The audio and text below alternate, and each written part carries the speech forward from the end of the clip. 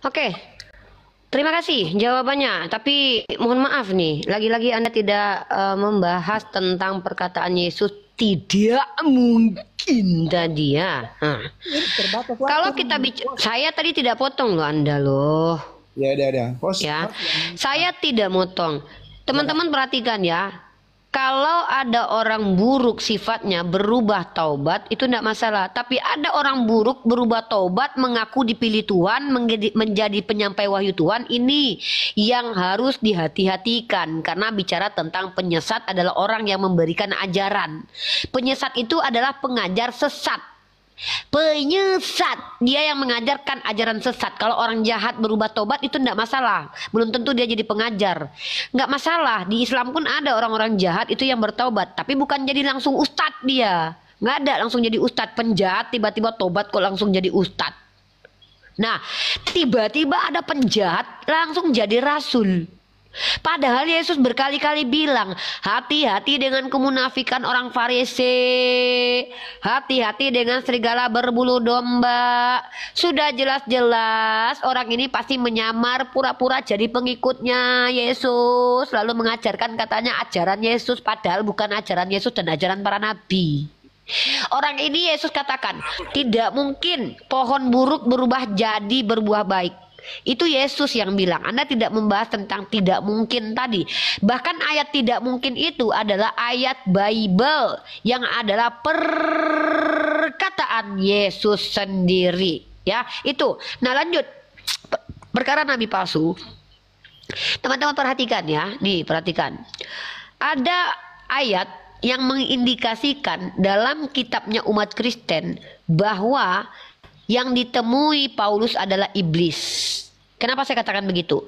Karena dalam 2 Korintus pasal 11 nomor 14. Hal itu tidak usah mengherankan. Sebab iblis pun menyamar sebagai malaikat terang. Jadi kalau ada yang mengaku terang ketemu Paulus ya bisa jadi iblis. Kenapa? Karena ternyata iblis bisa berubah menjadi malaikat terang. Kenapa ini bisa indikatornya Paulus bertemu dengan iblis? Pertama adalah Yesus selalu datang dengan tubuh manusia. Datang ke dunia sebagai manusia. Perhatikan teman-teman. Dia dinubuatkan sebagai manusia. Datang sebagai manusia. Mati sebagai manusia. Konon katanya bangkit sebagai manusia. Dan naik ke surga sebagai manusia. Bahkan dia mengatakan akan turun kedua kali dalam bentuk wujud manusia. Siapa yang bilang? Dia sendiri. Yesus sendiri. Datanya mana? Saya tunjukkan teman-teman.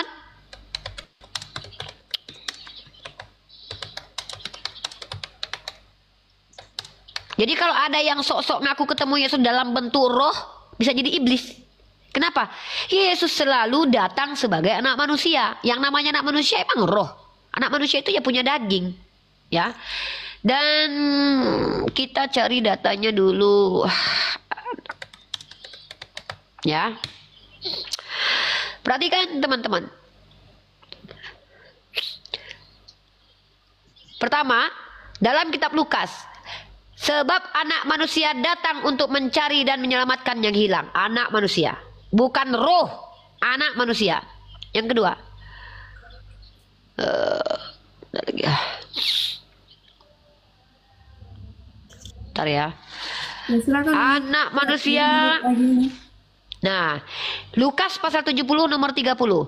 Demikian halnya kelak pada hari di mana anak manusia. Ketika Yesus mengatakan dia datang ke dunia pertama kali sebagai anak manusia. Dia naik ke surga sebagai anak manusia. Duduk di samping Bapa sebagai anak manusia. Turun ke dunia dalam Lukas pasal 17 nomor 30. Demikian halnya kelak pada hari di mana anak manusia menyatakan dirinya tetap sebagai anak manusia. Tiba-tiba ada yang mengklaim dan mengaku bertemu konon katanya Yesus. Ternyata bentuknya bukan manusia. Maka indikasi itu iblis ada datanya. Apa? Dalam kitab Korintus pasal 11 nomor 14. Hal itu tidak usah mengherankan sebab iblis pun menyamar sebagai malaikat terang. Jadi kuat dugaan makhluk yang ditemui oleh Paulus itu bisa jadi iblis. Karena Yesus itu adalah anak manusia. Kedua, adanya makhluk yang bertemu di Pulau Patmos oleh Yohanes juga bisa jadi iblis. Kenapa? Karena dia mengaku bintang fajar atau Lucifer. Lucifer. Ya, Pak Esrasolu sudah mengatakan bahwa ini merujuk kepada iblis atau Lucifer. Nah, Yesus mengaku sebagai pembawa terang, ada dalilnya. Masalahnya yang ditemui oleh Yohanes itu apakah anak manusia? Ini mengherankan ketika Yesus mengklaim bahwa dia anak manusia, tapi ada yang mengaku ketemu, cuman bentuk cahaya saja suaranya. Di satu ayat dalam Kisah Para Rasul pasal ke-22 dikatakan ada yang mendengar tapi tak melihat. Di Kisah Para Rasul pasal ke-9 dikatakan ada yang melihat tapi tak mendengar. Yesus naik ke surga berkata sebelum naik ke surga, jikalau ada yang mengatakan bertemu Mesias di padang gurun, jangan kau percaya. Tiba-tiba Paulus mengatakan bertemu Yesus di padang gurun hendak ke Damsik.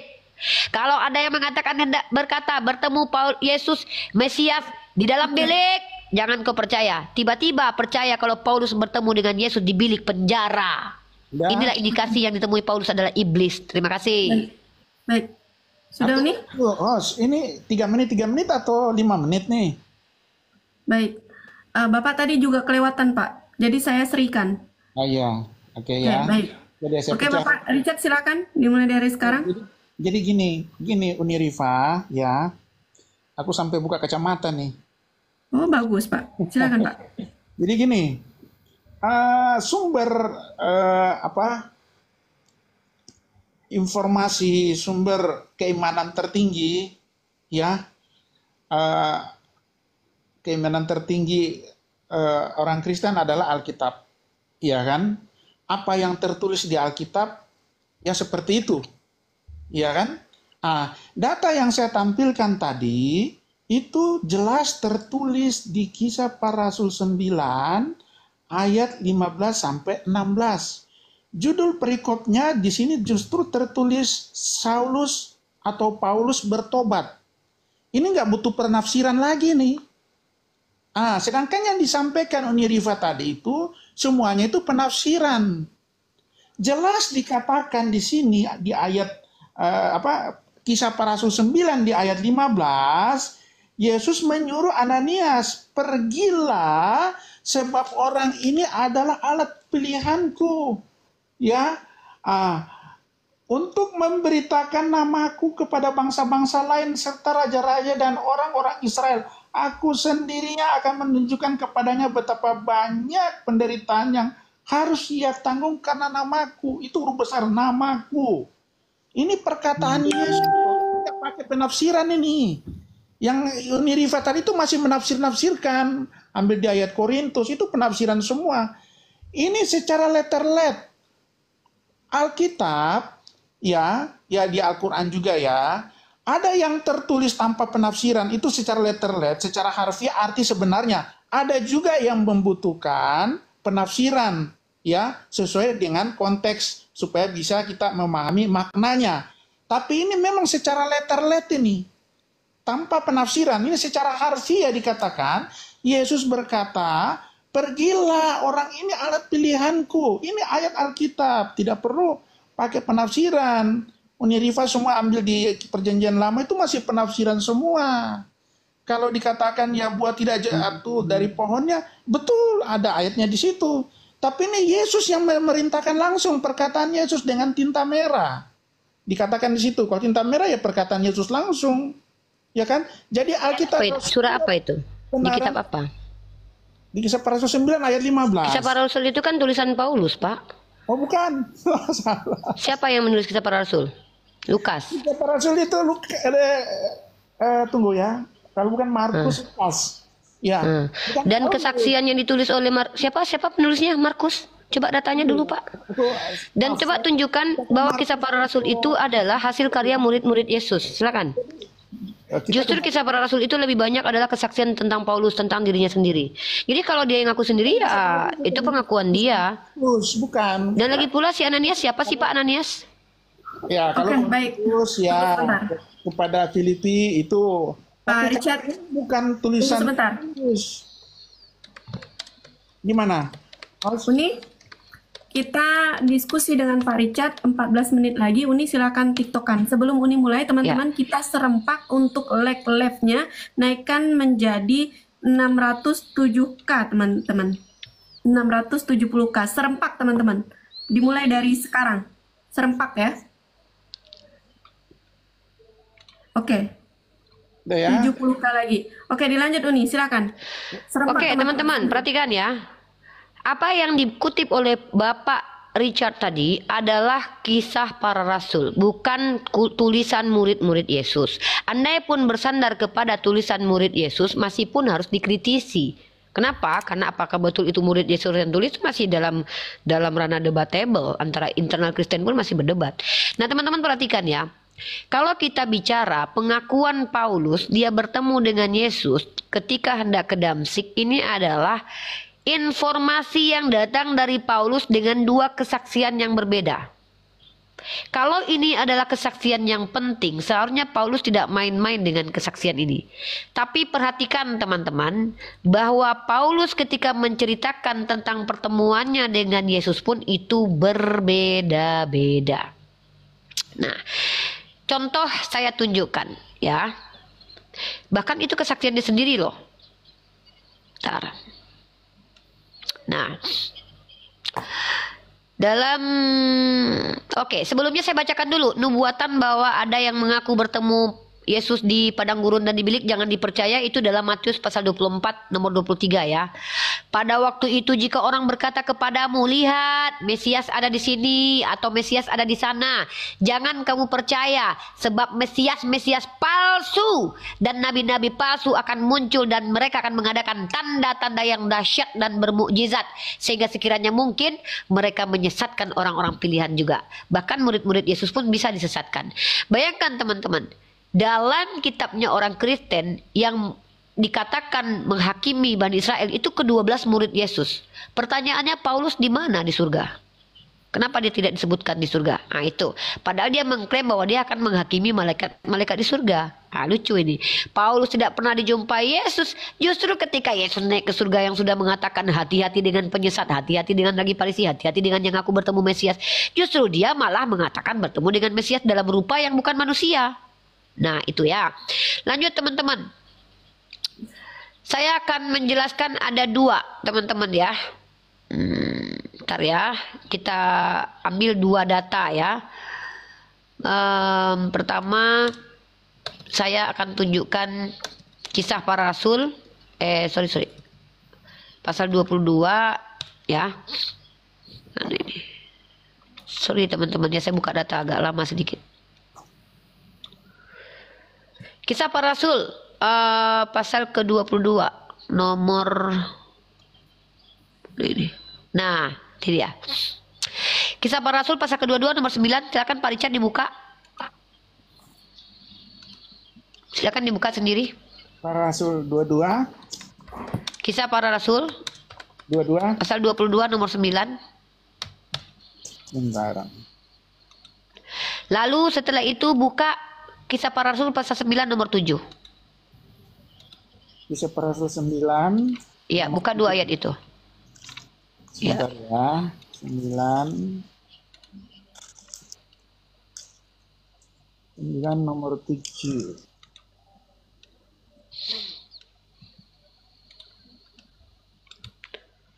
Ya. Oke. Gimana? Kisah para Rasul yang satu lagi sudah dibuka dua-duanya. Kisah para Rasul pasal 9 nomor 7. Baca Uni Rifa apa saya? Uni Rifa. Anda buka, saya buka. Jadi biar kita saya tidak berdusta gitu, tidak dituduh berdusta gitu. Jadi ketika saya baca, Anda tahu yang saya baca itu benar, bukan dusta. Oke, kita bacakan teman-teman. Dalam Kisah para Rasul pasal ke-22 nomor 9. Ini pengakuan dia sendiri loh.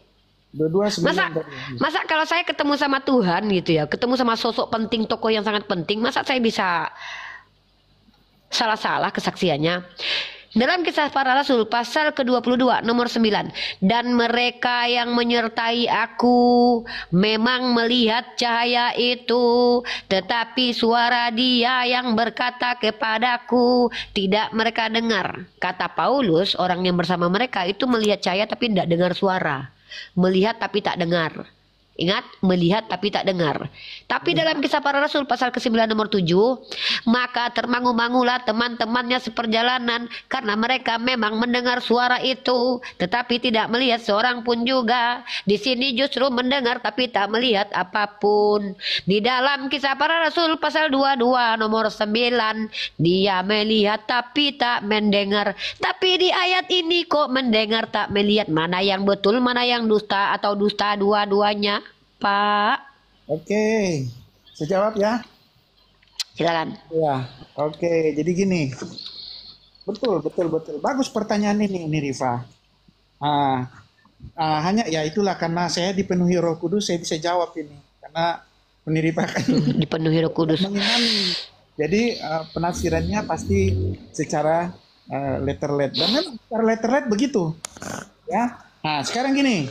Kalau di Kisah Para Rasul 22 ayat 9, mereka menyertai aku, memang melihat cahaya itu, tetapi suara yang berkata kepada aku tidak didengar. Jadi di Kisah Para Rasul 22 itu, dia melihat cahaya, tapi tidak mendengar suara.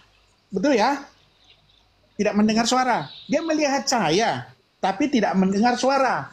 Kemudian di Kisah Para Rasul 9, dia mendengar suara, tapi tidak melihat cahaya. Betul, Rifa?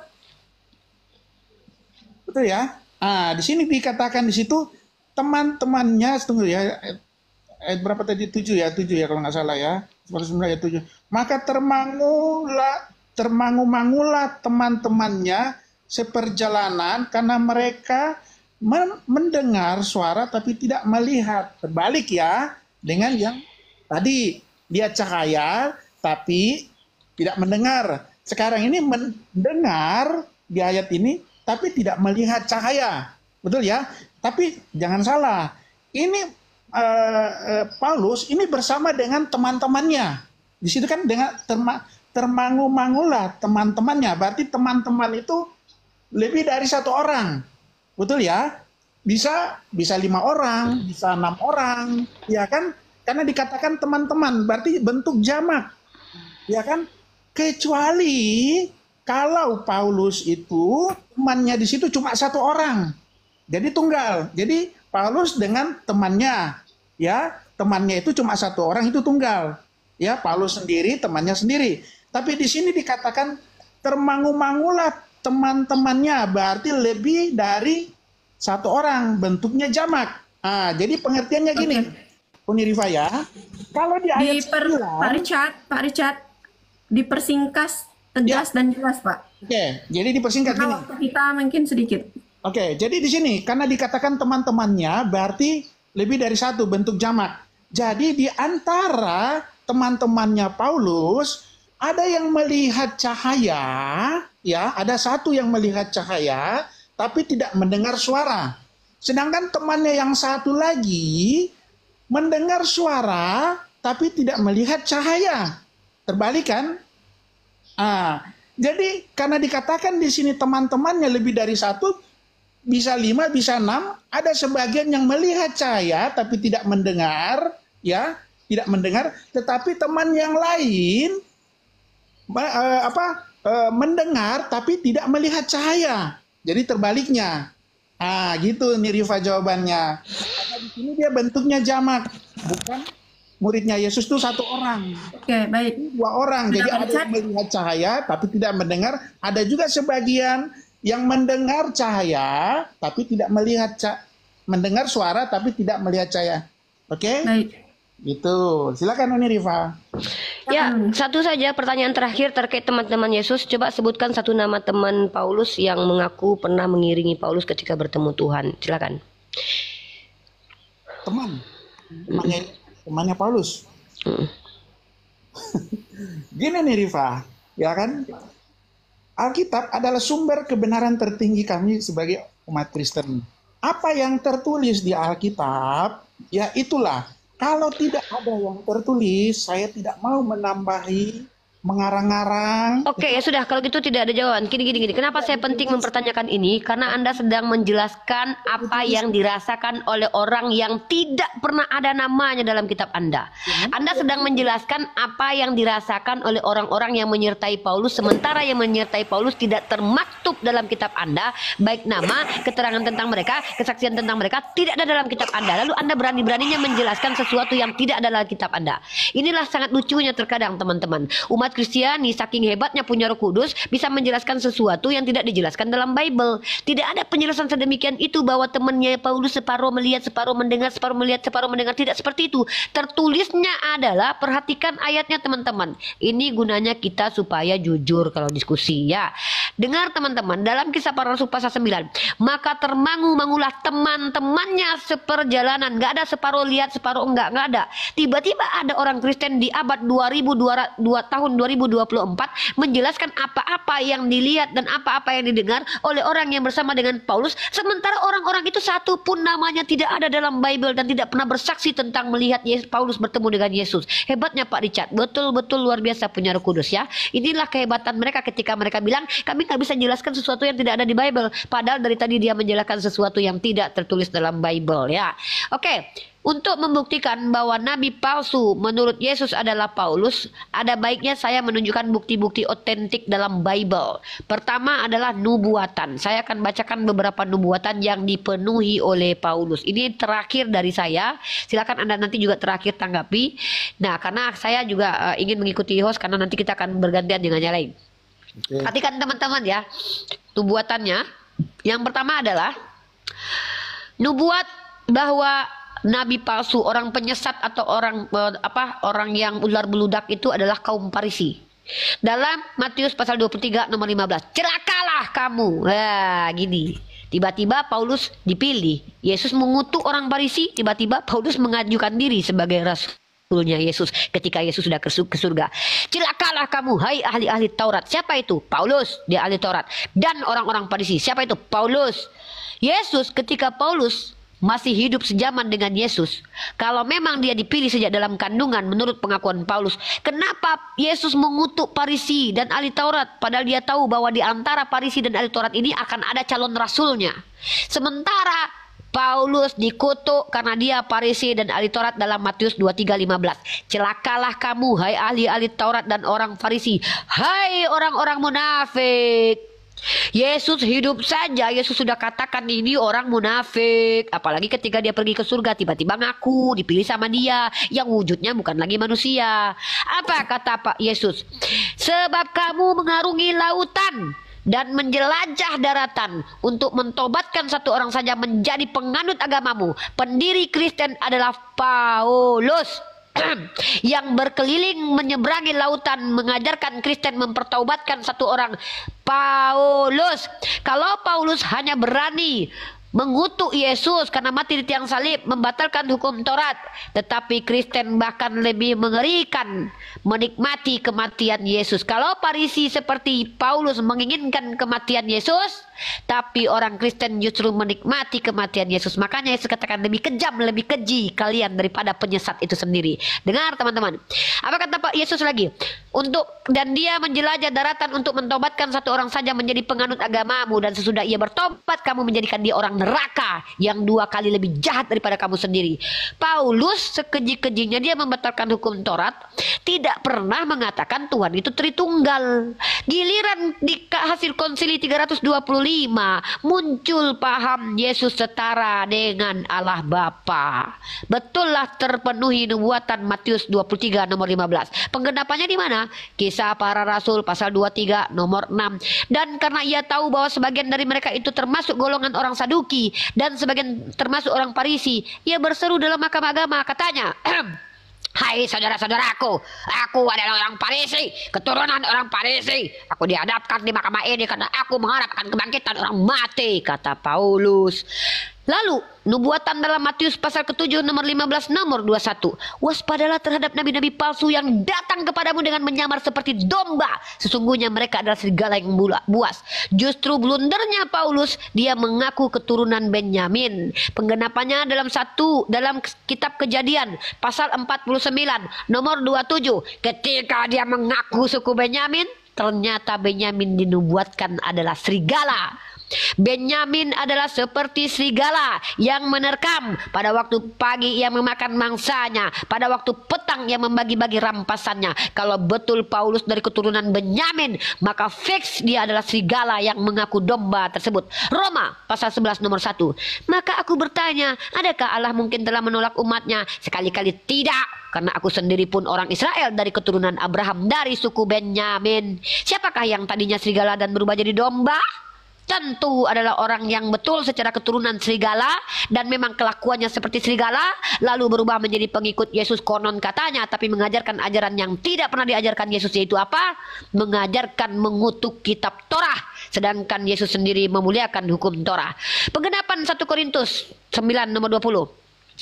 Demikianlah, ini penipuan yang dilakukan oleh Paulus. Demikianlah bagi orang Yahudi, aku menjadi seperti orang Yahudi supaya aku memenangkan orang-orang Yahudi. Bagi orang-orang yang hidup di bawah hukum Taurat, aku menjadi seperti orang yang hidup di bawah hukum Taurat, sekalipun aku sendiri tidak hidup di bawah hukum Taurat. Licik sekali bukan? Ketika ketemu ahli Taurat, saya ini ahli Taurat loh, padahal dia tidak hidup dalam hukum Taurat. Saya Yahudi loh, padahal dia bukan Yahudi. Ini ajaran serigala berbulu domba, di mana dia menyamar untuk mentobatkan orang-orang yang ingin dia tobatkan, mengikuti ajaran agamanya sesuai dengan nubuatan yang disampaikan oleh Yesus, karena pohon yang buruk tidak mungkin berubah membuahkan hasil kebaikan. Lanjut. Dan nabi palsu ini menyesatkan manusia dengan menggunakan nama Yesus. Nabi Muhammad tidak pernah bawa-bawa nama Yesus. Nabi Muhammad tidak pernah mengatakan Yesus itu Tuhan, Mesias itu Tuhan. Nggak pernah. Nabi Muhammad hanya mengatakan Isa Al-Masih adalah putra Maryam yang adalah nabi. Nggak pernah bawa-bawa Nabi Isa memberikan ajaran kepada kami umat Islam. Lanjut. Siapa nabi palsu yang membawa nama Yesus untuk menyesatkan umat? Jawab Yesus dalam Matius 24 nomor 4-5. Waspadalah supaya jangan ada orang yang menyesatkan kamu, sebab banyak orang akan datang dengan memakai namaku dan berkata, akulah Mesias. Dengan mengaku diurapi Roh Kudus, dengan mengaku Roh Allah dalam dirinya, dengan mengaku sebagai Bapa. Padahal Yesus katakan jangan memanggil Bapa di dunia ini ya, karena Bapamu cuma satu. Maka Paulus mengatakan akulah yang jadi Bapamu karena Injil yang kuberitakan. Dengan mengaku dia diurapi Roh Kudus, karena Mesias artinya diurapi. Paulus mengaku sebagai Mesias, bahkan lebih tinggi jabatannya, mengaku sebagai Bapa. Dia berkata, karena Injil yang kuberitakan aku jadi Bapakmu. Padahal kata Yesus, jangan panggil Bapa di bumi ini, karena Bapakmu hanya satu. Lalu penggenapan Paulus mengaku Bapa dalam 1 Korintus pasal ke-4 nomor 15. Sebab sekalipun kamu mempunyai beribu-ribu pendidik dalam Kristus, kamu tidak mempunyai banyak Bapa. Paulus menafikan 12 murid Yesus, ya. Karena akulah yang dalam Kristus Yesus telah menjadi Bapamu oleh Injil yang kuberitakan kepadamu. Sebab itu, kata Paulus, turutilah teladanku, kata Paulus. Apa teladan Paulus? Apa teladan Paulus? Membenarkan dusta. Di mana dalilnya? Perhatikan teman-teman. Kalau karena dustaku kemuliaan Tuhan semakin melimpah, kenapa aku harus dihakimi sebagai orang berdosa? Itu teladannya. Kedua, Paulus meminta upah dunia ketika menginjili. Ya, datanya mana? Saya tunjukkan. Sabar, sedikit lagi ya. Ini dia. Apa kata Paulus? Dalam Roma pasal 3 nomor 7, dia mengaku kebenaran oleh dusta itu tak perlu dihakimi sebagai orang berdosa, ya, dan dia mengaku rasul untuk orang di luar Yahudi. Sementara Yesus ketika hidup di dunia menunjuk Petrus untuk orang Yahudi. Tiba-tiba dia mengaku utusan untuk orang berkulub. Nah, teman-teman perhatikan, ya, kisah para rasul, ya, ntar. Sebab inilah dalam Kisah Para Rasul dia mengaku sebagai terang ya. Paulus mengaku sebagai terang. Kisah Para Rasul pasal 13 nomor 47. Sebab inilah yang diperintahkan kepada kami. Aku telah menentukan engkau menjadi terang bagi bangsa-bangsa. Dia mengutip perkataan Yesus katanya. Dia sendiri mengklaim bahwa aku dikatakan untuk menjadi terang loh. Nah, aku telah menentukan engkau menjadi terang bagi bangsa-bangsa yang tidak mengenal Allah. Supaya engkau membawa keselamatan sampai ke ujung bumi. Ya. Lanjut teman-teman. Galatia. Nah, yang paling kejam itu mengutuk hukum Taurat. Melanggar aturan para nabi-nabi Bani Israel dalam Galatia pasal 3 nomor 10. Bahkan mengutuk Yesus dalam Galatia pasal 3 nomor 13. Jelas ya. Lanjut teman-teman, saya akan tunjukkan bahwa Paulus ini terakhir ya. Nah, bentar. Satu ayat. Ini satu ayat ya. Sorry. Laptop aku bermasalah. Oke. Ya, ini terakhir nih, ayat terakhir. Aduh, aku mampet. Ini terakhir aku menanggapi Pak siapa namanya? Richard. Siapa? Pak Richard ya. Pak Richard. Biar kita juga bisa giliran dengan yang lain ya Pak Richard ya. Ya Bapak lanjut dulu. Nanti saya kasih data yang sangat mengerikan tentang Paulus. Satu data ini terakhir. Gitu Bapak. Silakan Bapak. Saya cari datanya dulu. Pak Richard. Ya, 5 menit ya, aku panjang nih Riva nih. Ya. Oke ya. 3 menit Pak Richard. Wah, dia lebih dari 3 menit. Sama Bapak udah 1,5 jam loh kita Pak. Ini Bapak paling lama nih tamu kami nih. Iya, kan ketemu lawan yang seimbang. Kalau Uni seimbang enak aja ih. Saya Pak, dia stay di atas. Atau Bapak masa saya seimbang sama Bapak? Saya juga harus daftar dulu Pak. 5 menit dia bertanya, baru dia nyari ayat lagi kan, butuh waktu lagi. Ini aku pakai Iyalah. 3 menit gimana sih? Harus seimbang dong host. Ya, Seimbang itu Pak. Karena Uniriva di sini itu sebagai narasumber Pak. Jadi dia narasumber utama, Bapak sebagai tamu gitu. Nah, kalau misalnya Bapak mau bebas juga, ini nih ayatnya. Waktunya, Bapak daftar dulu udah di narasumber saya. Ya, ini terakhir nih. Habis itu Bapak ya, ini terakhir ayat-ayatnya nih.